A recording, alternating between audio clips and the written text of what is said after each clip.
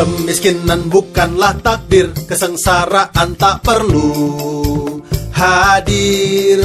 Asal mau masih ada harapan baru. Semua bisa terwujud asal bersatu. Jeng jeng jeng. Ayo bangun penuh semangat, woi. Bersama PNPM Mandiri, bergandeng tangan, bulatkan tekad, woi. Bersama PNPM Mandiri, jangan pernah menyerah. Jeng jeng jeng jeng. Kemiskinan bukanlah takdir, kesengsaraan tak perlu hadir. Asal mau masih ada harapan baru. Semua bisa terwujud asal bersatu, bangkit bersama untuk mandiri. Jeng jeng jeng. Tadi bagaimana kapasitas yang tadi masih berapa naik kan? Posisi mereka sudah boleh turun ke bawah. Itu dimaksudkan apa? Supaya kita bertanggung jawab lebih besar. Betul lah menambahkan nanti kalau ekonomi ini diterapkan. Yang berikut, orang dulu bicara miskin sudah dikurangi. Kalau dia nak makan miskin, tidak punya apa miskin, mungkin sudah dikurangi itu sifatnya material. Tapi saya katakan yang lebih berbahaya adalah miskin kuasa.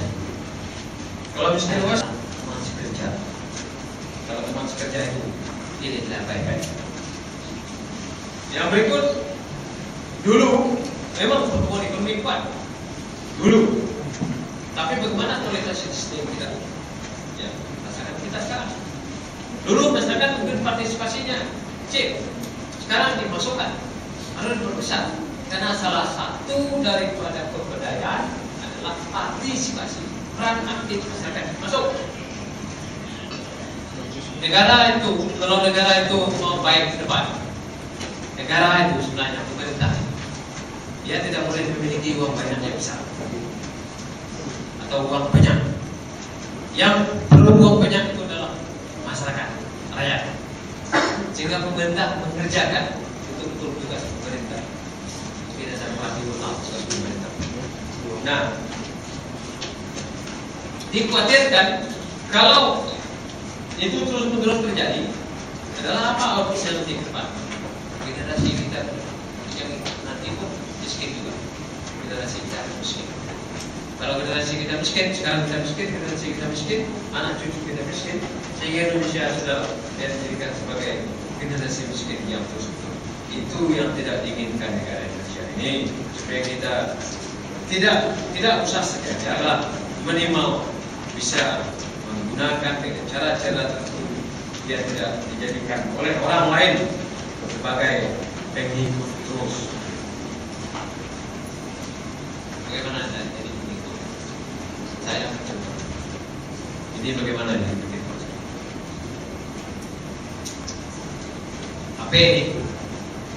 Apa ini Pak? Saya lihat sekarang produksi biji seluruhnya masuk. Itu satu. Pakaian sebentar masuk. Buah sudah mulai masuk. Apabila 80% nanti buah dari negeri Cina di sini, maka dia yang akan ambil keuntungan. Kita tetap. Data pakaian konsumsi yang paling terhebat di seluruh Kalbar itu pakaian. Jadi data, ya. Konsumsi yang paling terhebat itu pakaian. Sehingga kemampuan penyiaran modal kerja itu mengecil.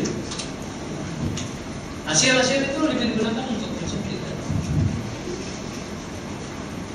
Data, boleh mengarah. Mungkin keliru lebih bagus ya. Kalau dia keliru, kalau memang susah. Itu jadi apa? Itu sudah miskin. Miskin tidak pandai menggunakan alokasi dana yang betul. Ini yang perlu dijaga. Kalau nanti tidak ada tabungan, tidak bisa buka usaha, tidak ada usaha, tidak ada produk, bagaimana urusan sekolah? Apa pinjam lagi ke luar negeri? PNPM ini pinjam, pinjam lagi.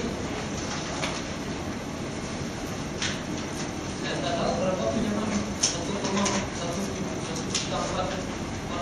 juta. Kita punya utang 400% pada BN utang. Apalagi kita ada sekali nanti. Miskin tidak kita nanti. Mudah-mudahan kita tidak miskin. Kalau KDL ini naik nanti, apabila harga minyak ini sudah 100 US dollar, miskin tidak kita. Saya khawatir ini. Apabila nanti minyak ini naik, karet ini tidak naik, lada tidak naik, gaji tidak naik, wah, nambah lagi miskin.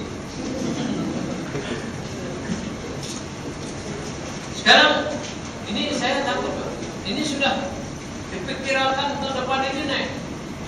Beras nanti sampai 15-20 ribu. Bagaimana kalau pemerintah narik subsidi beras?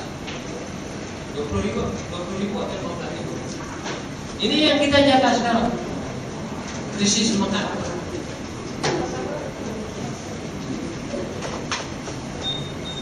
Kalau kita jaga betul ini, kalau ini tidak, maka saya betul-betul khawatir apabila salah kita pembangunan dalam pembangunan kita.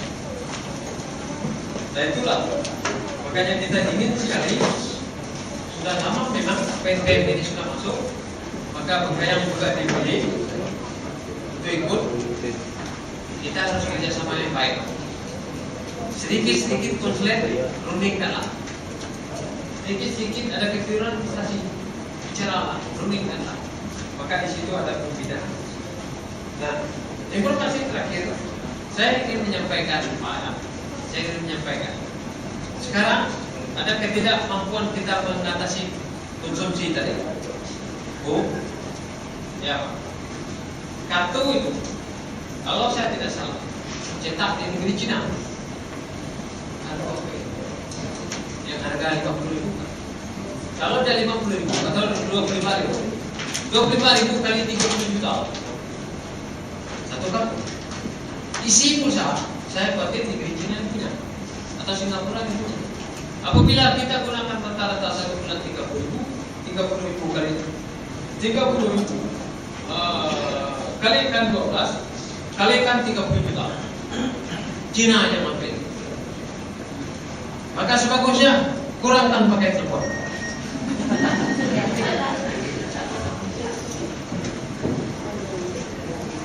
Lama pakai telepon, sekarang sudah ada penelitian, telinga rusak. Sekarang sudah dikeluarkan. Lama, mana-mana, rusak telinga. Karena penyakit banyak. Dia berobat lagi, kosnya pakai berobat. Sampai memberikan pendidikan. Nah, itu yang ditolong dengan demikian pada kita, maka yang sampai sekarang pada tahap ketiga ini, jadi pemerintah daerah pun sudah memberikan sharing. Kemarin saya tidak tahu berapa kemarin.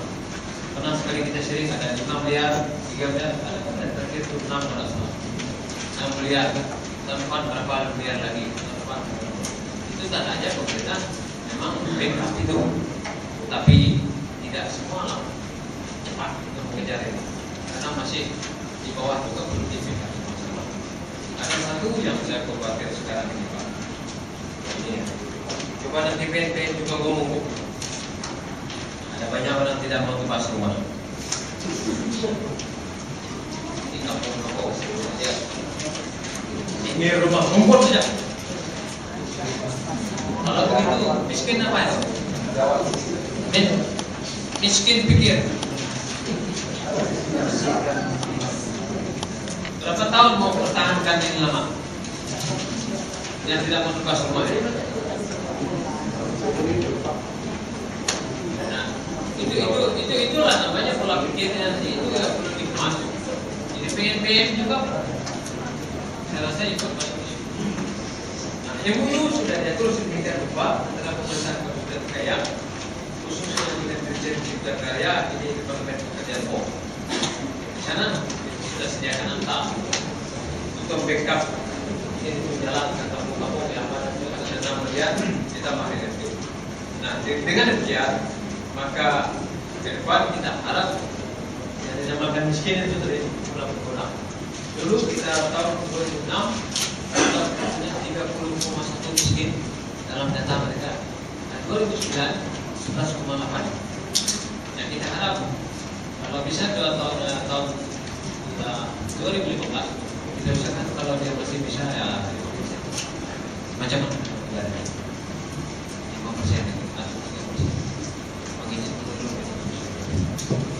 Nah, makanya nanti Pak, kalau ada program pemerintah yang betul, program pemerintah daerah yang betul, apabila ada yang mau mengalaminya, ditalah, masukkanlah.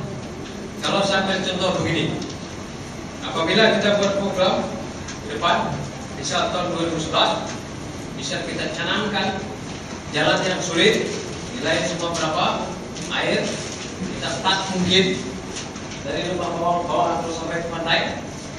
Nah, program itu mungkin tahun depan sudah di FS disiapkan dan jalan-jalan yang betul-betul susah kita backup. Nanti kita keluarkan program. Siapa yang misalnya menentang itu, berarti itu dia memang mau kacau, bukan. Itu yang kita mau beritahu. Siapa orangnya mau mengalahnya nanti? Rakyat turun, kita turun. Sebab kalau Sidik sana tidak ada jalan bagus, Suci Semarang tidak ada jalan bagus, kemudian pinggirin nanti. Apabila tetap saya katakan tidak ada orang pas rumah, apabila kita mau rancang itu bagus, kita mau backup. Siapa yang kira-kira mau menantang itu? Saya turun, kita panggil ya. Nah ini betul Pak, supaya 2015 split bergaya kurang bisa tidak atau bisa lima. Pak, kita sisanya. Apabila sudah ngomong 4, tidak perlu berubah kecuali Indonesia. Sebab kita tidak mau berkata begitu muluk-muluk. Sebab ini harus konsisten. Di pantai sana tidak ada air minum. Ada 5 kecamatan yang susah. Kecamatan Sungaraya, Kecamatan Sungai Kepulauan, Kecamatan Sungaraya yang bapaknya tadi. Kecamatan Capkala, Untralo, Samalanta. Airnya kosong. Berapa tahun itu tidak ada.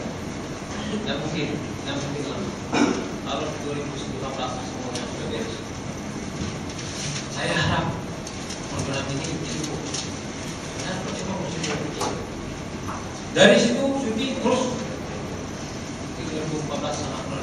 Jadi dia pakai start jalan mungkin dari mana? Dari pantai sana yang lewat Capkala terus sampai ke sana sampai ke itu untuk apa? Kalau itu sudah tersedia berarti produksi masyarakat kita. Pagi-pagi bisa dia tahu jagain. Nah, mana si Abi? Tidak usah teriak boder, silahkan kalian tak buka boder. Tapi orang ini aku boderkan. Sekarang nak ngomong teman-teman saya Lido polisi di sana. Siapa yang mau isi pasar? Sekarang Singapura sudah minta, semua minta. Bagaimana kita di sini? Makanya nanti kalau ada orang menahan itu, dia yang paling menampak kebutuhan. Demikian, maka jangan sampai ada orang yang berkeinginan supaya Bengkayang ini miskin terus-menerus, supaya ini tempat permainan mudah baginya bahasa kampungnya berselingkuh sana kemari.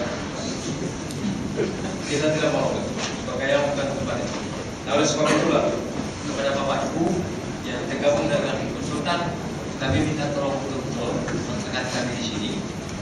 Saya minta juga kepada Bapak Ibu yang mengepalai kelompok-kelompok tadi, kita sama backup sama-sama.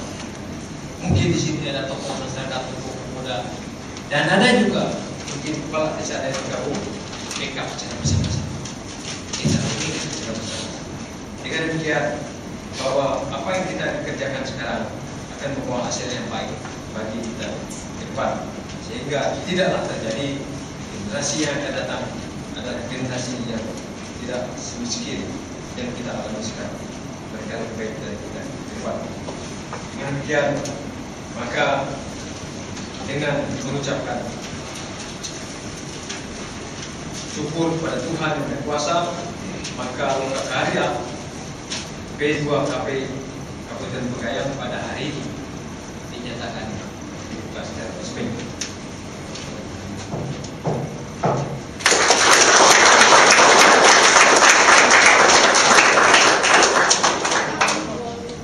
Terima kasih.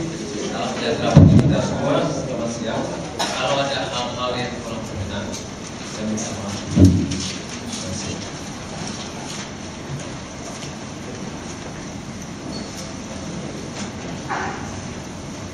Terima kasih kepada Bapak Asisten Juga. Selanjutnya pembacaan doa.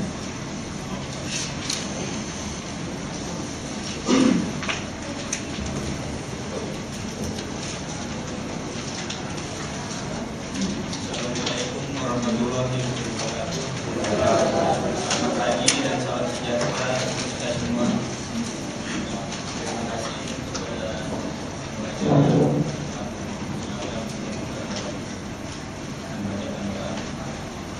Bismillahirrahmanirrahim.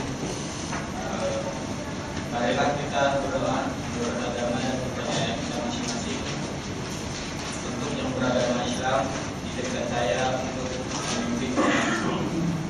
Bismillahirrahmanirrahim. Alhamdulillahirabbil alamin. Ya Allah, tidak ada kemudahan kecuali apa yang Engkau jadikan mudah. Dan yang susah bisa Engkau jadikan mudah. Apabila Engkau memudahkan ini, jadikanlah apa yang telah kami lakukan dalam pertemuan ini menjadi ibadah dan mendapatkan hasil yang baik, yang memberikan manfaat kepada kami dan kepada orang-orang yang ada di sekitar kami, sehingga program nasional pemberdayaan masyarakat mandiri perkotaan demi penanggulangan kemiskinan di perkotaan 25 menit. Maka sesi ini akan disampaikan secara tunggal oleh Bapak Dr. Andes Pinus Samsudin selaku Sekretaris Pemuda, yang dalam hal ini adalah mewakili Bapak Kepala Pemuda Kabupaten Pegayam yang pada saat bersamaan ada agenda yang tidak bisa beliau tinggalkan. Oleh sebab itu maka sesi ini sebetulnya pada saat awal yang kami rancang meliputi 3 tema, yakni mengenai implementasi good governance dalam rangka membangun partisipasi stakeholder dalam kebijakan, penganggaran dan pelayanan yang meningkatkan kesejahteraan masyarakat. Kemudian satu sisi juga peningkatan partisipasi stakeholder dalam kebijakan, penganggaran pelayanan yang meningkatkan kesejahteraan dalam rangka mewujudkan transparansi dan akuntabilitas publik. Dan kemudian juga terkait dengan menggali nilai pada acara kita pada hari ini. Untuk menghemat waktu, maka kesempatan ini kami langsung saja serahkan kepada Pak Pinus Samsudin untuk memaparkan rencana pembangunan jangka menengah daerah dalam waktu 20 menit. Selanjutnya kita akan melakukan sesi tanya jawab kepada Pak Pinus Samsudin.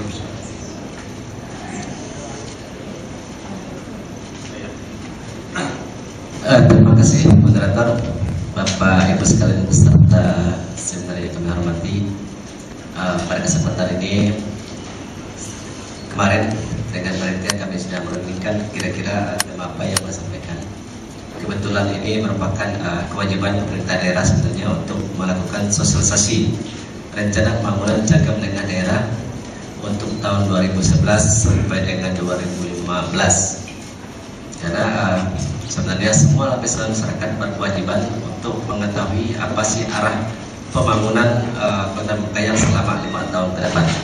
Jadi pada kesempatan yang sangat baik ini kami cuma mengambil momen untuk menyampaikan sekilas tentang apa visi misi pemerintah Kota Pegayam dalam pelaksanaan pembangunan 5 tahun ke depan. Jadi dalam penyusunan RPJMD itu ada dasar hukum, yaitu Undang-Undang Nomor 25 Tahun 2004 tentang Sistem Perencanaan Nasional. Kemudian Undang-Undang nomor 32 tahun 2004 tentang pemerintahan daerah. Jadi ada dua landasan hukum yang sebagai dasar untuk penyusunan rencana pembangunan jangka menengah daerah ini. Kalau dalam Undang-Undang 25 tahun 2004, rencana pembangunan jangka menengah daerah ini cukup ditetapkan dengan peraturan bupati, dan itu telah kita lakukan karena berdasarkan undang-undang ini minimal 3 bulan setelah bupati dan wakil bupati dilantik sudah memiliki dasar hukum dalam penetapan rencana RPJMD itu sendiri. Namun berdasarkan Undang-Undang 32 tahun 2004 tentang pemerintahan daerah, sekurang-kurangnya 6 bulan harus ditetapkan dengan perda. Jadi langkah-langkah depan yang akan dilakukan oleh pemerintah daerah adalah memenuhi kedua unsur undang-undang ini. Selain ditetapkan melalui peraturan bupati, juga akan dibahas bersama DPRD sebagai perwakilan rakyat di daerah. Nah, ini yang menjadi visi dalam RPJM. Meningkatnya sinergi dalam pengelolaan sumber daya alam yang berkeadilan dan berkelanjutan dengan memperhatikan keseimbangan antara kepentingan dan hak ulayat, perlindungan masyarakat adat dan pengembangan usaha. Jadi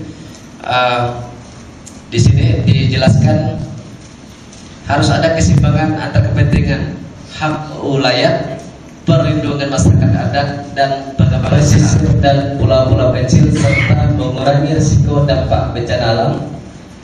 Dan ke-8, maaf saya ulangi lagi bahwa di sasaran dari misi kedua ada 8. Yang terakhir, terkendalinya harga jual komoditas dalam rangka meningkatkan pendapatan masyarakat. Perlu kami jelaskan di sini bahwa penyusunan RPJMD ini dikerjakan oleh tim, kemudian dibantu oleh seluruh dinas, badan, dan kantor keamanan dan keterlibatan masyarakat, serta mendorong percepatan penanganan kawasan perbatasan. Kemudian yang keduanya meningkatkan hubungan sosial antar masyarakat. Nah, dari masing-masing tujuan ini, tujuan pertama di sini ada 3 sasaran yang ingin dicapai. Kemudian tujuan yang kedua ada 3 juga sasaran yang ingin dicapai. Kemudian misi kelima ini juga ada 2 tujuan yang ingin dicapai. Dinas kantor lainnya yang melakukan pelayanan publik juga diharapkan memberikan kemudahan dengan tidak membuat persyaratan yang berbelit-belit, pelayanan dengan harapannya cepat, mudah, dan murah. Jadi dalam pelayanan publik itu harusnya ada standar pelayanan minimal yang harus ditetapkan. Misalnya kalau membuat IMB, apa persyaratannya, berapa biayanya, kemudian berapa waktu penyelesaiannya, harus jelas. Fungsinya adalah tadi biar pelayanan cepat, mudah, dan murah. Dari tujuan pertama juga ada 3 sasaran yang ditetapkan, dan tujuan kedua ini ada 2 sasaran yang ditetapkan. Mengapa masing-masing sasaran itu ditetapkan? Adalah untuk mencapai tujuan dari masing-masing misi yang telah ditetapkan, sehingga nantinya dari masing-masing dari visi dan misi ini oleh dinas, badan, kantor, dan sebagainya dalam penyusunan perencanaan kegiatannya mengacu kepada misi dan misi. Jadi perencanaan melalui musrenbang sampai tingkat kabupaten harus komitmen untuk menjalankan misi dan misi. Jadi mulai tahun depan, dan misi yang terakhir meningkatkan partisipasi masyarakat. Di sini ada 1 tujuan, meningkatkan peran serta masyarakat dalam berbagai bidang kehidupan dengan ada 4 sasaran. Saya rasa hanya itu sekilas tentang visi dan misi pemerintah Kabupaten Bengkayang yang juga membuat tujuan dan sasaran untuk 5 tahun ke depan. Berbagai indikator, strategi dan arah kebijakan saya rasa karena bikin waktu tidak kami sampaikan, dan tentunya ini ke depan masing-masing kecamatan pada saat Musrembang juga akan kami sampaikan. Saya rasa demikian, kami kembalikan kepada moderator. Terima kasih.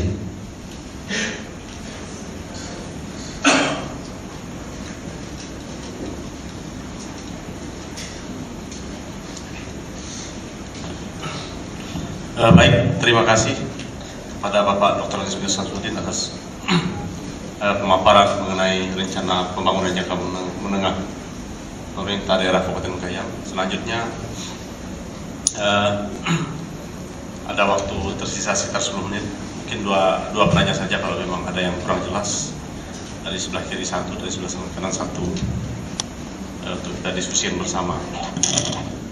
Kita akan mengakhiri sesi ini tepat jam 12 siang karena memang nanti akan dilanjutkan dengan orientasi program P2KP, kemudian perencanaan anggaran, NP Mandiri, dan rencana kerja tindak lanjut oleh teman-teman konsultan. Pada Bapak Ibu, jika ada yang ingin bertanya, kami persilakan. Atas waktu yang diberikan kepada kami, nama Pak Antonius, asal tugasnya di Kecamatan Bengkayang. Jadi yang kami mau di sini tanyakan atau nanti akan menjadi suatu pertimbangan kita bersama-sama. Ini saya mau menyoroti misi yang pertama. Misi yang pertama di situ membangun dan meningkatkan infrastruktur dengan tetap menjaga kelestarian lingkungan hidup. Ya, lingkungan hidup di sini kan mencakup terutama baik itu darat, air, ya, mungkin juga udara. Di sini kalau kita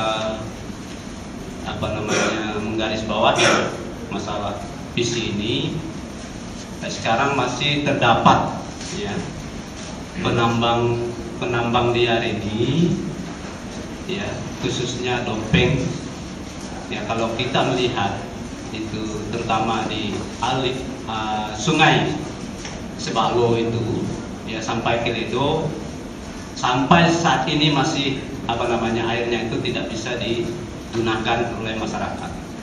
Nah, jadi bagaimana ini ke depan kita sama-sama nanti memberikan ya masukan ini kepada pemerintah kita di Bengkayang ini, yang mudah-mudahan ini bisa terrealisasi dengan cepat, karena masyarakat sangat-sangat mengharapkan air itu bersih. Ya, saya rasa itu saja yang kami sampaikan. Terima kasih dan kami kembalikan kepada pembawa acara. Terima kasih Pak Antonius dari Kecamatan Bengkayang. Mungkin ada satu lagi yang silakan Pak, sebutkan nama dan berasal dari mana, tidak? Terima kasih Pak atas waktu kepada kami yang diberikan. Nama saya Resiadi Agus Pak, kami berasal dari Karimunti, Sungai Raya Kepulauan. Melihat visi dan misi dari Kabupaten Bengkayang untuk 2011-2015, saya itu detailnya kan tidak mungkin kita ketahui di sini Pak ya. Maksud saya begini Pak, ini hanya berupa masukan kami dari pesisir terutama Pak ya, yang menyangkut pelayanan dasar Pak, yaitu masalah KTP, KK dan akte kelahiran. Kami dari daerah pesisir itu sangat-sangat mengalami kesulitan Pak, karena di samping biaya dan waktu untuk mengurusnya. Kalau dulu Pak cukup kita mengurus KK, KTP dan akte kelahiran di kecamatan. Tapi sekarang semuanya itu kita harus urusnya ke kabupaten Pak. Itu dan memakan waktu dan biaya yang tidak sedikit. Jadi kalau dapat mulai 2011 ini itu dikembalikan ke kecamatan Pak. Demikian yang dapat saya sampaikan. Terima kasih atas segala perhatian. Mohon maaf apabila ada kekhilafan. Selamat siang. Terima kasih kepada dua penanya. Tadi Pak Antonius, saya kira hanya memperkuat upaya itu untuk membangun infrastruktur yang dengan menstressing kepada kelestarian lingkungan hidup, terutama kaitannya dengan penambangan emas tanpa izin yang saat ini masih terus beroperasi dan terus terang untuk merecovery, untuk memperbaiki kondisi alam sungai yang begitu keruh, yang sudah rusak selama berpuluh-puluh tahun ini. Kemungkinan bisa 5-60 tahun ke depan baru bisa kembali seperti normal, dan itu pun perlu kerja keras yang konsisten. Kemudian tadi yang kedua Pak Herianus ya dari Sungai Raya, dari Kalimunting, beliau menyoroti masalah kesulitan masyarakat dalam mekanisme pencatatan sipil, oleh karena berlakunya sistem baru itu Pak yang terakhir ini terpusat di kabupaten di catatan sipil. Kepada Pak Samsudin, silakan tanggapi. Terima kasih. Kalau secara teknis sebenarnya dinas teknis yang menjawabnya, tetapi berkaitan dengan perencanaan, visi dan misi yang tertuang dalam RPJMD ini nanti diturunkan ke SK dinas badan kantor itu dalam bentuk rencana strategis masing-masing dinas badan dan kantor, sehingga dari rencana strategis itu diturunkan menjadi rencana kerja. Misalnya tadi yang berkaitan dengan yang disampaikan oleh Pak Anton, bagaimana mengatasi peti, itu misalnya dinas lingkungan hidup bekerjasama dengan pertambangan harus membuat rencana kerja untuk menjalankan misi yang pertama ini. Itu mungkin rencana kerja mereka bisa melakukan sosialisasi kepada masyarakat terhadap bahayanya dampak peti, kemudian bisa juga dengan melakukan tindakan yang lebih represif melalui razia. Tetapi sebenarnya kunci utama untuk mengatasi masalah peti ini, kita sumbernya yang harus, akarnya yang harus diatasi. Artinya pembatasan atau pelarangan beredarnya air raksa itu. Kalau itu sudah bisa dikendalikan dan tidak dijual bebas, otomatis masyarakat tidak bisa melakukan peti. Kalau kita melakukan razia dan sebagainya, itu tidak, sebenarnya hanya memberikan efek jerak, tetapi tidak mengatasi masalah sampai ke akarnya. Perlu pengendalian di air raksa atau merkuri itu sendiri, itu intinya. Nah, siapa yang berwenang di situ? Itu yang harus bertanggung jawab sebenarnya. Artinya kalau kita membunuh nyamuk dalam kelambu, jangan kelambunya dibakar, tetapi nyamuknya. Saya rasa gitu Banten. Artinya secara teknis ada SKPD yang harus menyusun rencana kerjanya untuk menjalankan misi yang pertama. Kemudian Bapak yang dari Kementerian memang Pak, sebagai dampak adanya sistem informasi administrasi kependudukan yang peraturannya mau tak mau harus dilakukan, diterapkan, tetapi karena keterbatasan harusnya juga harus dibarengi dengan infrastrukturnya. Misalnya, tapi menurut informasi yang saya terima dari Kepala Dinas Kependudukan dan Catatan Sipil Pak, tahun depan ini ada bantuan peralatan dari pusat Pak untuk bagaimana paling tidak di 5 zona kecamatan itu bisa melayani secara langsung Pak. Itu menurut rencananya. Tinggal bagaimana daerah menyikapi dengan penganggaran operasionalnya, karena dari pusat sudah ada bantuannya. Untuk informasi bahwa di 2011 sudah mulai diterapkan KTP elektronik, dan untuk wilayah Kalimantan Barat ada beberapa kabupaten dan kota yang jadi pusat percontohan pilot proyek: Landak, Kota Singkawang, Kota Pontianak, dan Kabupaten Pontianak. Karena secara itu mereka lebih siap jaringan informasi dan komunikasinya. Dan di sisi perencanaan melalui Dinas Kependudukan dan Pencatatan Sipil Kabupaten Mengkayang dicoba untuk membuat zona-zona pelayanan, Pak. Misalnya untuk kawan-kawan di pesisir mungkin dipusatkan di Sungai Raya, Kepulauan, kemudian di arah atas misalnya di Sanggoledo atau di Seluas. Tapi sudah ada konsepnya, Pak. Cuma memang sebagai penerapan sistem yang terbaru ini, karena kewenangan untuk penandatanganan KTP berdasarkan undang-undang, memang kalau dulu masyarakat KTP kuning itu ada camat langsung jadi, tetapi sekarang karena aturan yang mengatur seperti itu harus ditandatangani oleh Kepala Dinas Kependudukan dan Pencatatan Sipil. Dan mudah-mudahan dalam pelaksanaannya nanti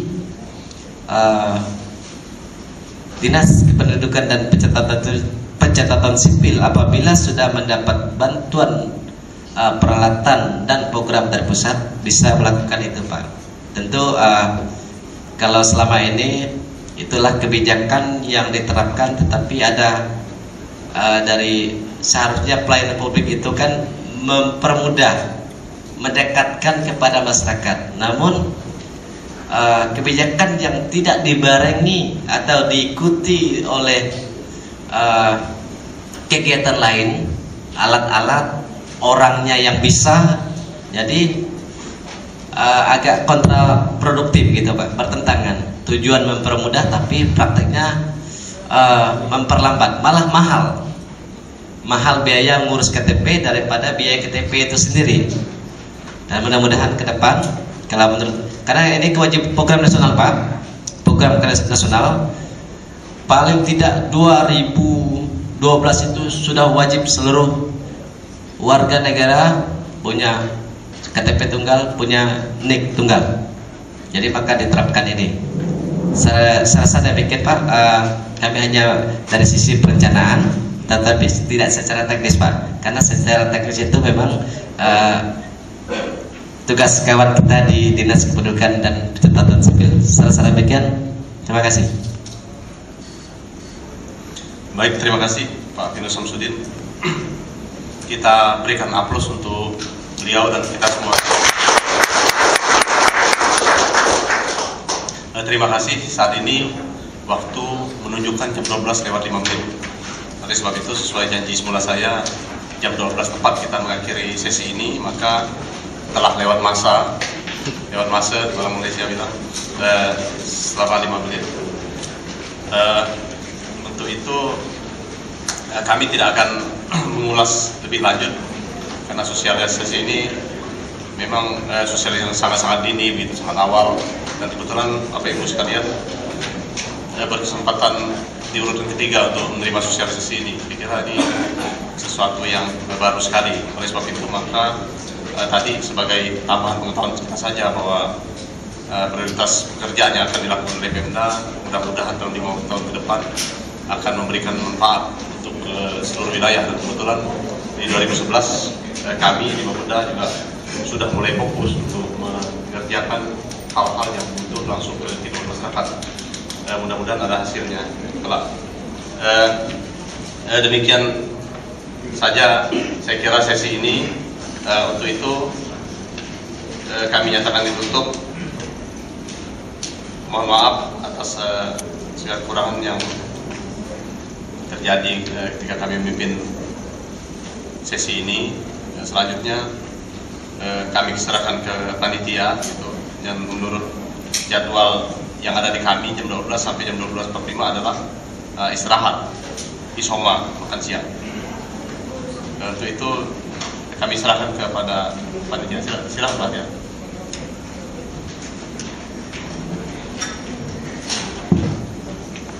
Terima kasih ya kepada yang terhormat Tinus Samsudin dan Pak Didi Hasiwan yang telah menyampaikan RPJMD Kabupaten Bengkayang untuk mengisi acara seminar dan karya ini.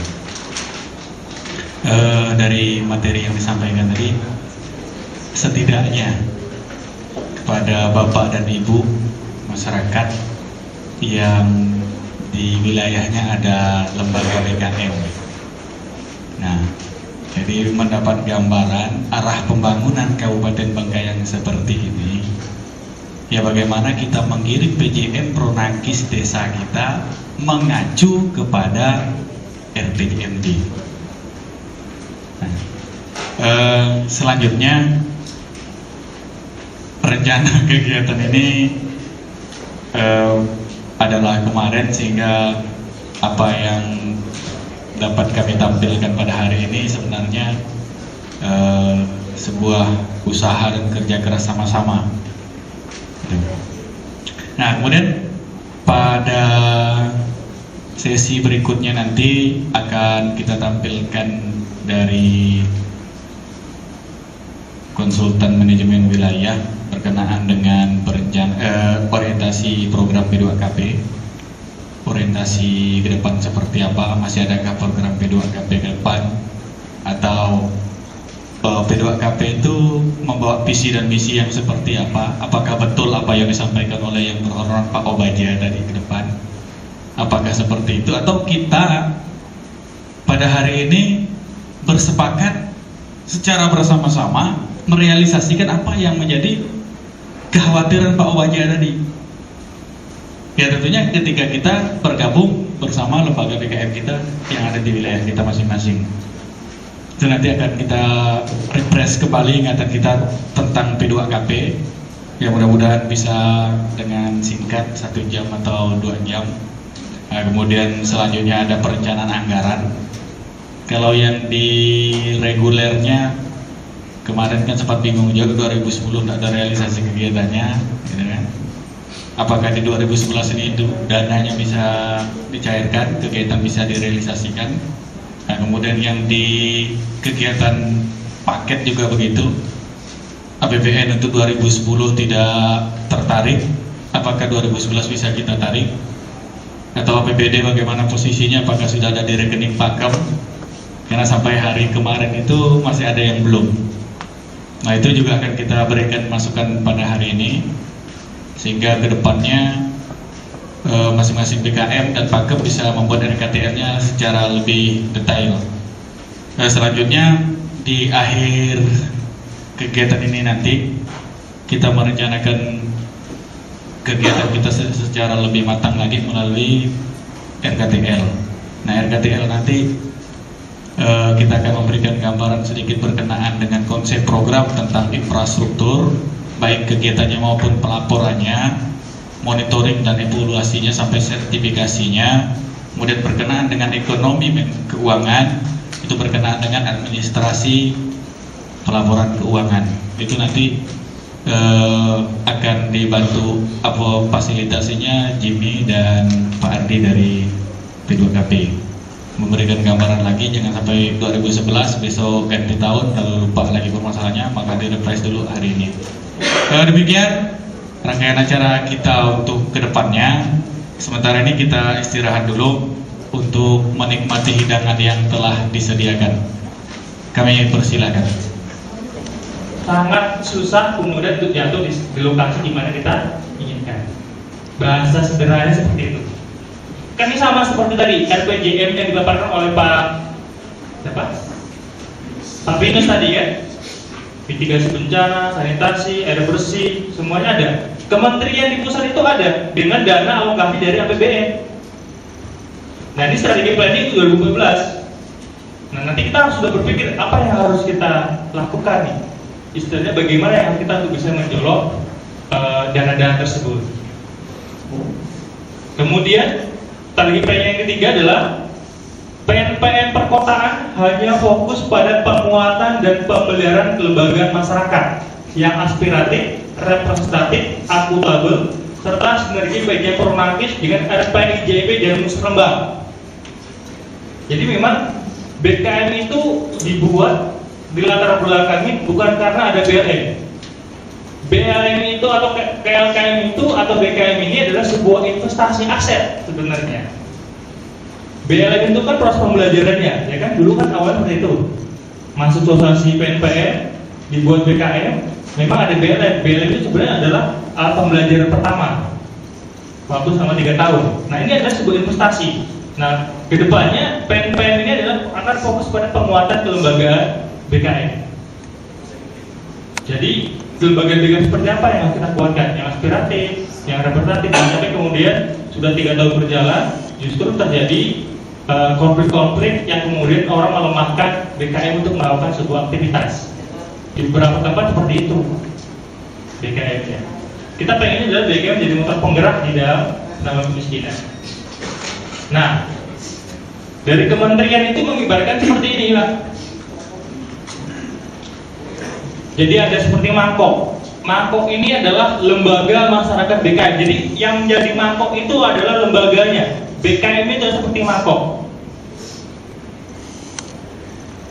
Dia ada kebijakan pemberdayaan di bidang keciptakaryaan. Kita juga cipta karya di bawah Kementerian PU. Jadi nanti akan menempatkan BKM itu seperti mangkok, di mana kemudian dituangkan itu, yang dituangkan tuh yang bergerak itu adalah program-program. Ada program persampahan, ada program drainase, ada program sanitasi, ada program permukiman, perumahan, ada program infrastruktur, ada program air bersih. Nanti akan mengelola itu semua adalah BKM. Jadi semua program-program yang nantinya dari kementerian itu akan turun ke masyarakat, yang kelola adalah BKM. Jadi nanti BKM itu seperti wadah. Semua program itu mereka akan mengelola dengan KSN-KSN di bawahnya. Tapi dengan prasyarat tadi kan, BKM yang aspiratif, representatif, akuntabel, dan yang lain dari di awalnya. Kan? Bahwa program sektor Dirjen Cipta Karya, ada BLM, Padimentasi Lebatul Teknis, satu fokus di bidang kebijakan, kemudian mangkoknya itu adalah PNPM perkotaan, penguatan kelembagaan, perencanaan simpatik dan sistem informasi manajemen. Jadi ada istilahnya, kalau hari ini misalnya, apa sih yang bisa dijual dari BKM? Kalau ada yang nanya, apa sih yang bisa dijual dari BKM? Kalau misalnya, oh kami ini yang representatif, akuntabel. Kira-kira apa yang bisa dijual dari BKM? Kalau kita bisa, oh kita mau program perumahan, oh saya mau program sanitasi, air bersih, ini kami yang kelola. Untuk meyakinkan orang luar, misalnya saya punya program nih, mau saya BKM, tapi saya minta yakinkan saya bahwa kenapa harus BKM yang mengelola. Kira-kira apa yang bisa dibuktikan?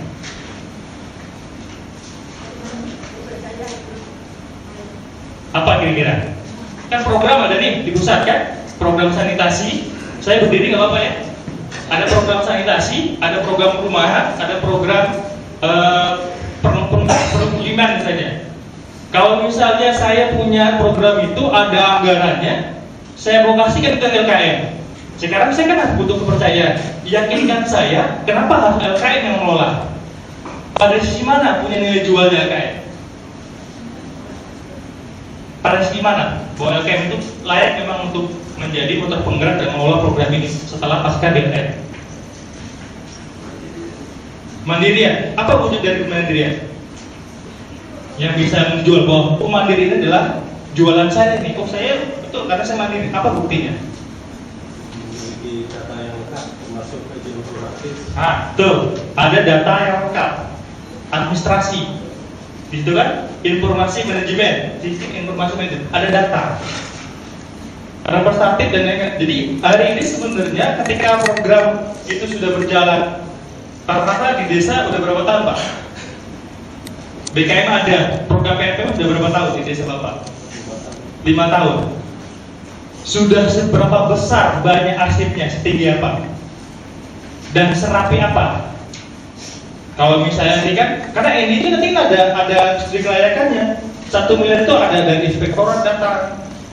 Mana yang dulu-dulu kan arsip P2KP, PNPM itu kan tidak boleh hilang dalam 5 tahun.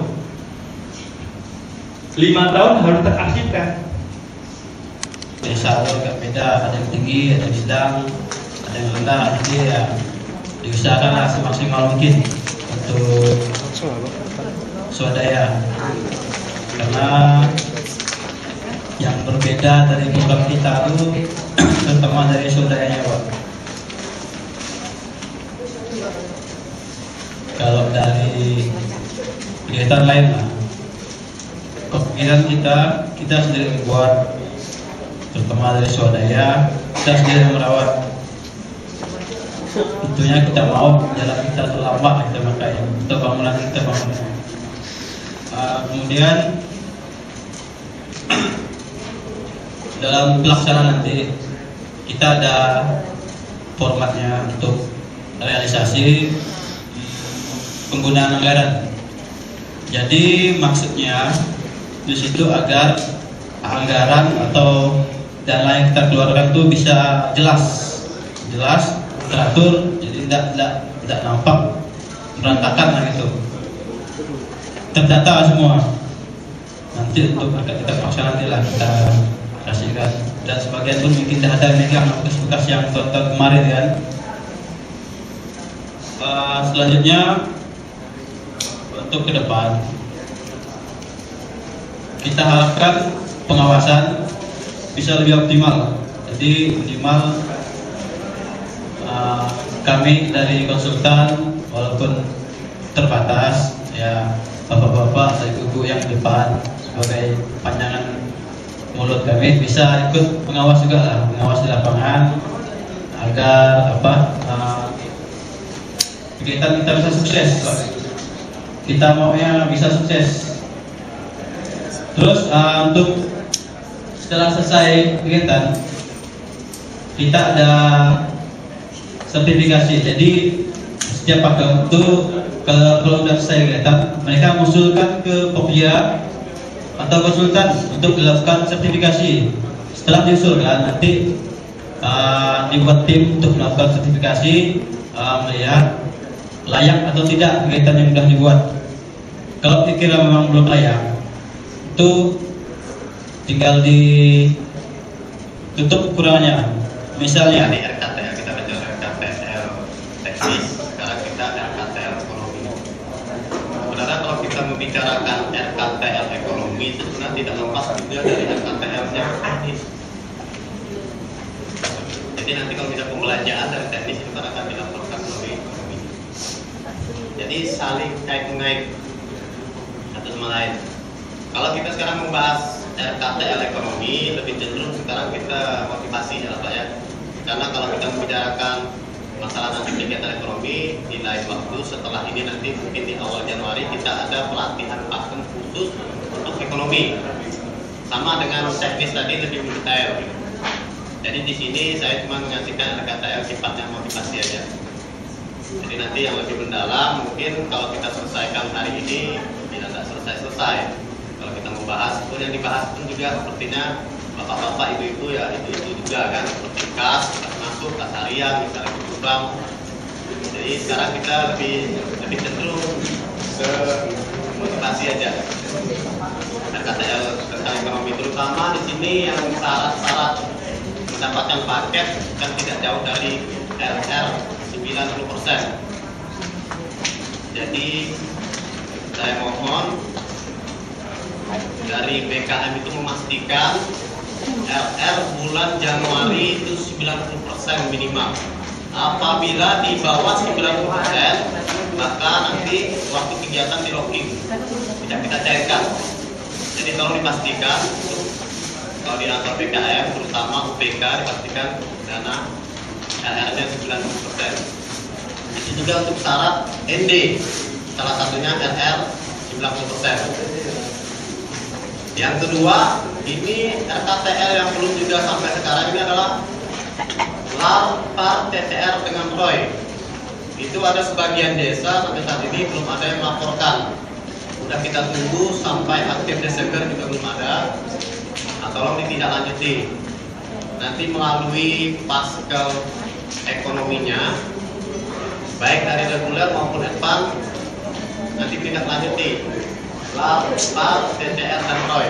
Karena kemarin waktu saya pelatihan di Bogor itu salah satu syarat MD juga LARPAR, TCR dan ROY itu tidak boleh suspend, tidak terisi atau nilainya minimal.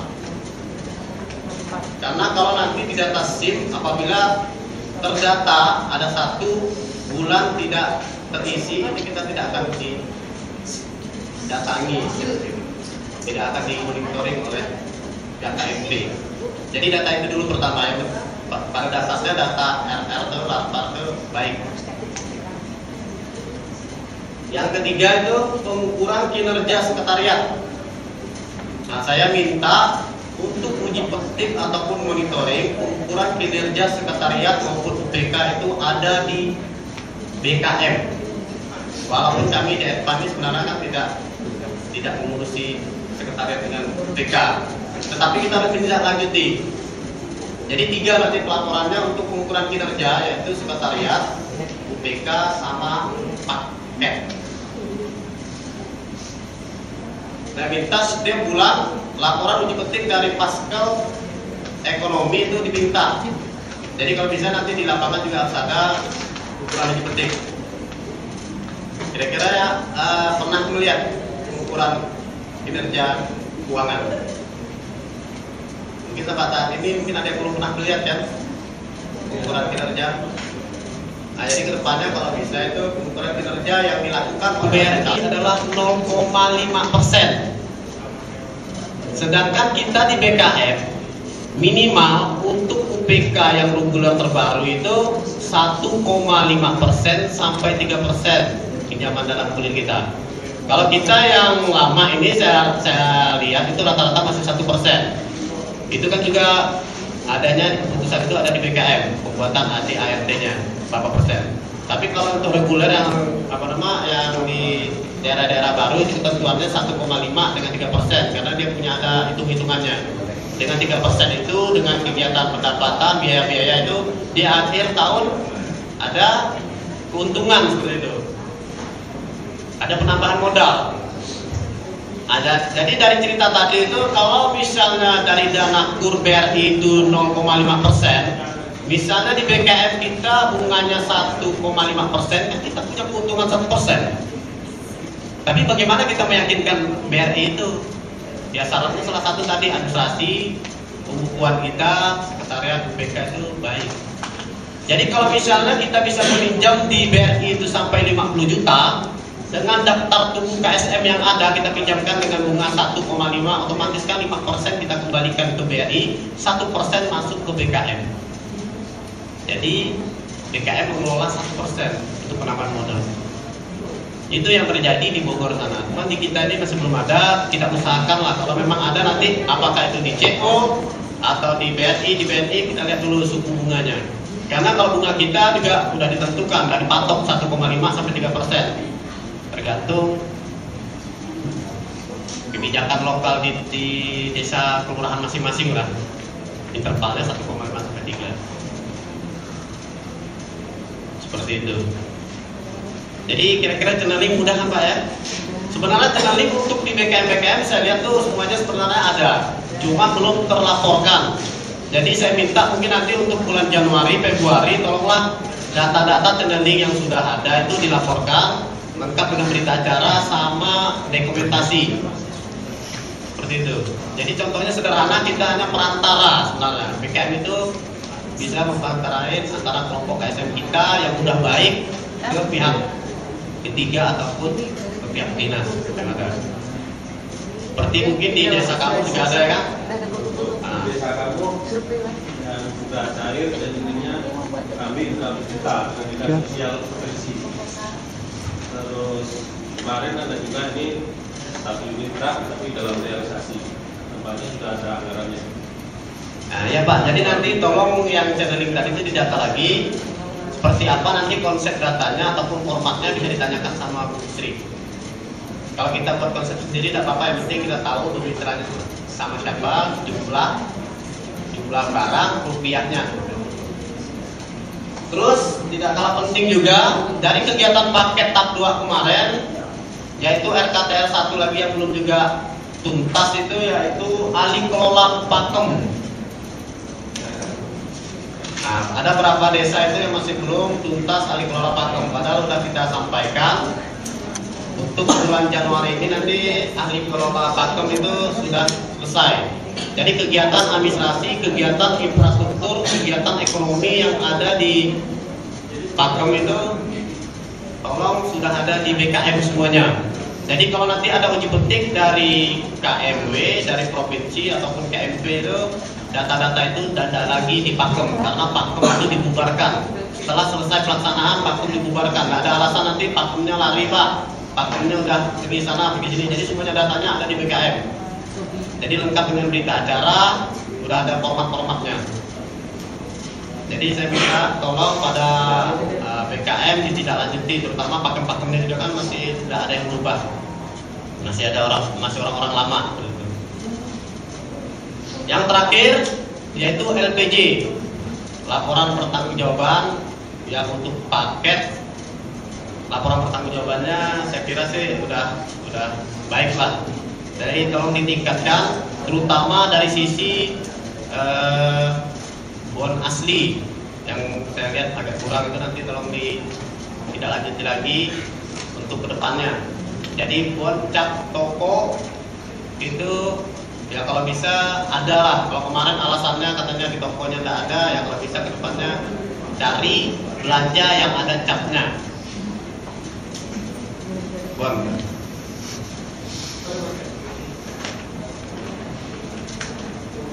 Mungkin untuk RKTL ekonomi itu aja Pak dari saya. Jadi khusus untuk pemahaman pembukuan ekonominya nanti khusus paket kita lanjuti di pelatihan pakem. Nanti pelatihan pakem 1 orang bendahara dan 2 orang dari BKM. Jadi nanti kalau bendaharanya misalnya tidak hadir, bisa diwakili oleh BKM atau kawan berikutnya. Kadang-kadang karena sifatnya pembukuan ini juga kita memahamkan orang itu tidak bisa 1 orang, kalau ketiga kan jadi saling mengisi. Mungkin itu aja dari saya. Khusus untuk ekonomi ada sekitar 8 atau 9 item untuk RKTL kita. Mungkin ada pertanyaan? Kalau kemarin kan saya ke Dinas Kelautan mengajukan satu proposal, mengajukan salah untuk nelayan dan mengajukan dapat yaitu berduka dan dukanya kemarin sudah diserahkan dari Dinas Kelautan. Kita lengkap dengan dokumentasinya. Nah, tapi kemarin tidak betul untuk memasukkan itu yang Nusantara itu ada WKM. Caranya gimana itu? Caranya untuk kemarin yang menghadap ke lautan siapa orangnya? Ke laut. Nah, itu kan harus BKM. Formatnya. Oh, format berita acaranya. Itu mungkin kan tidak hanya bicara tapi kita ada format untuk menjelaskan bahwa itu dari BKM. Format berita acaranya seperti biasa Pak. Tulis tangan pun tidak masalah. Misalnya pada hari ini kita berchanneling sama Dinas Kelautan. Tidak terlalu sulit sama seperti berita acara yang lain. Yang itu nanti diketahui di situ juga BKM, KSM, kelompoknya. Cuma di belakangnya ada formatnya juga, mitranya siapa. Ada format kolom-kolom. Misalnya jumlah dari kelautan misalnya sampan atau pukat, berapa meter. Kalau dijumlahkan rupiah, dibuat juga rupiah nominalnya. Jadi nanti kita dapat. Iya. Iya. Ya, untuk menjaga akuntabilitas dan transparansi. Transparansi itu jadi minimal ya 3 orang. Lihatlah masih banyak saudara nan miskin serta tidak berdaya. Marilah kita galang bersama membangun masyarakat yang berdaya. Program nasional pemberdayaan masyarakat.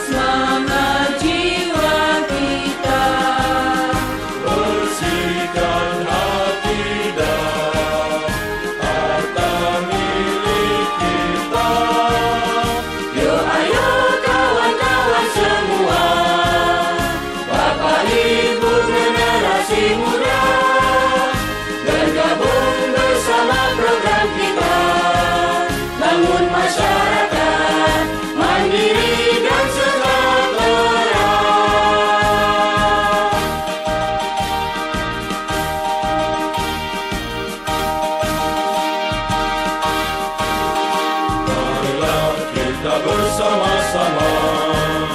Satukan tekad sucimu